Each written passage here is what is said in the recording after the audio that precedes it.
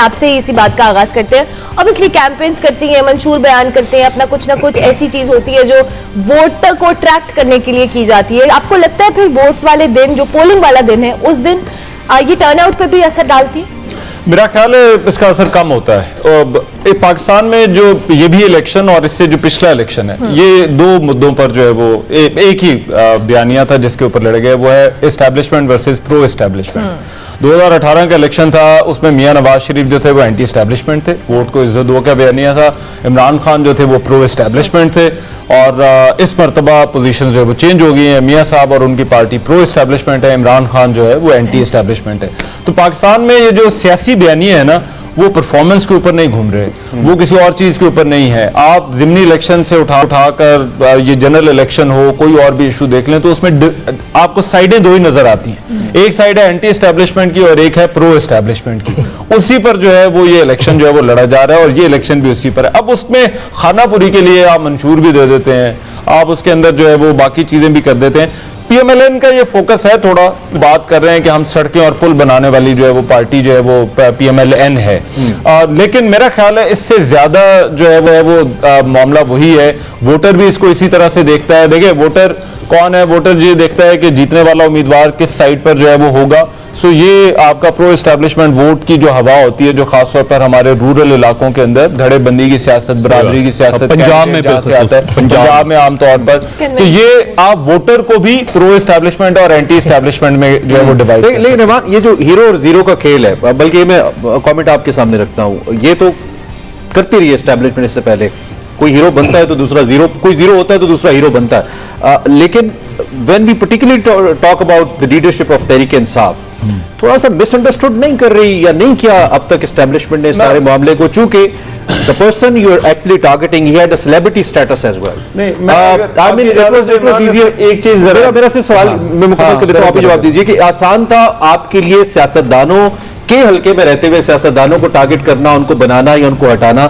اب اگر یہ جو ایک سارٹ آف بیک لیش بھی آ رہا ہے, تو یہ بیسیکلی اس سیلیبریٹی سٹیٹس کی وجہ سے آ رہا ہے جو لوگوں کے ذہن سے آپ نکال نہیں پائے یا ہلا نہیں ہے.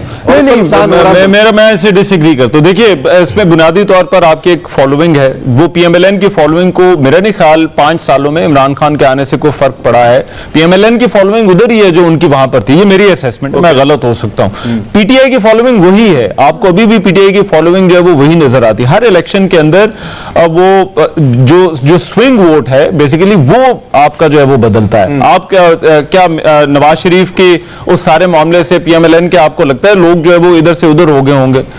وہ نہیں ہوئے. پی ٹی آئی کے لوگ کیا آپ کو لگتا ہے یہ عمران خان کی سزاؤں سے پاکستان تحریک انصاف کے ساتھ جو ہو رہا ہے, کیا انہوں نے پی ٹی آئی کو فالو کرنا چھوڑ دیا یا وہ پی ٹی آئی کے ساتھ نہیں؟ وہ پی ٹی آئی کے ساتھ ابھی بھی ہیں.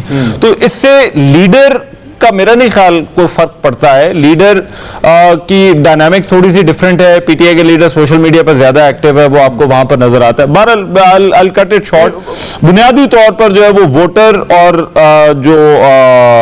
جو کنٹیسٹنٹس ہیں, جو الیکشن ہے, وہ پاکستان کی جو سیاست ہے وہ اب اسی کے انہی, اور ہمارے جو بیانی ہے وہ اسٹیبلشمنٹ اور pro anti establishment. Your take on it, کیونکہ رحمان نے تو اپنی اسسمنٹ دی. میرا ذاتی طور پہ ماننا یہ ہے کہ بہت سارا ایسا پرو نون لیگ ووٹ تھا جو کہ کنورٹ ہوا ہے تحریک انصاف میں, اور تحریک انصاف کا ووٹ ہے ہی وہ جو پہلے پرو نون لیگ ووٹ تھا. مجھے ایسا لگتا ہے. آپ دیکھیں پیپلز پارٹی, اس میں بڑا ایک فرق, جس طرح سے آپ نے کہا مس کیلکولیشن تھوڑی سی ہوئی, تھوڑی سی نہیں بہت زیادہ ہوئی ہے. اس کی وجہ یہ ہے کہ سب سے پہلے آپ نے جس کو سیک کرنے کا سوچا وہ آج آرمی چیف ہیں, جس کے خلاف ریفرنس بھیجا وہ چیف جسٹس ہیں.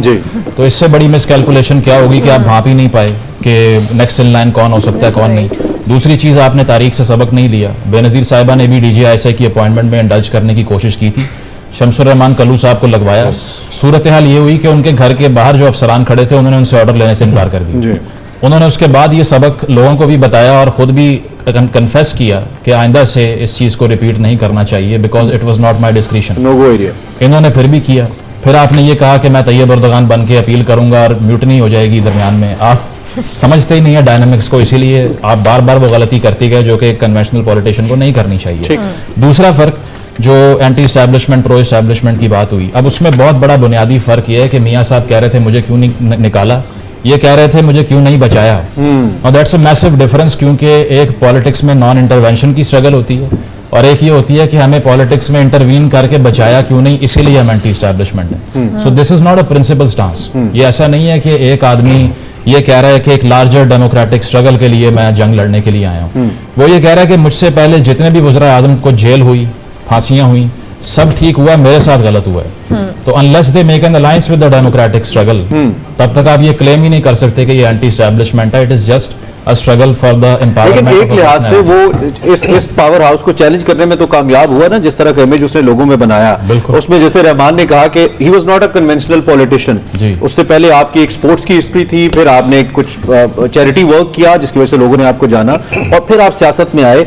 और वो जो एक बैकलॉग इकट्ठा हुआ था सारा, उसको अभी तक इस लोगों की याददाश्तों से रिमूव करने में बड़ा वक्त लग रहा है. देखिए, तो आपको नहीं लगता कि बनाते हुए इस चीज का भी ख्याल रखना चाहिए था, जो अब मुश्किल हो रही है? और फिर इसीलिए अब तो देखा है कि सोशल मीडिया पे उनके नाम पे गाने बन रहे हैं, नैरेटिव पे बात नहीं हो रही, परफॉर्मेंस पे बात नहीं हो रही, शख्सियत पे बात हो रही है. लेकिन एक चीज में वो कामयाब हुए हैं कि ये एस्टैब्लिश उन्होंने कर दिया कि इतनी ज्यादा ज्यादती इससे पहले कभी नहीं हुई. हालांकि आप अगर इलेक्शन के हवाले से भी बात कर लेना तो 88 के इलेक्शन में बेनजीर साहिबा जब कंटेस्ट कर रही थी, आईजेआई मुकम्मल कुव्वत के साथ सारी ताकतें उनके पीछे खड़ी हुई थी. इलेक्शन से चंद रोज पहले आईडी कार्ड की शर्त रख दी, क्योंकि उनको मालूम था कि सारे रूरल एरियाज में आईडी कार्ड नहीं है, पीपल्स पार्टी का वोटर वहां पे है. ठीक. हो गई धांधली.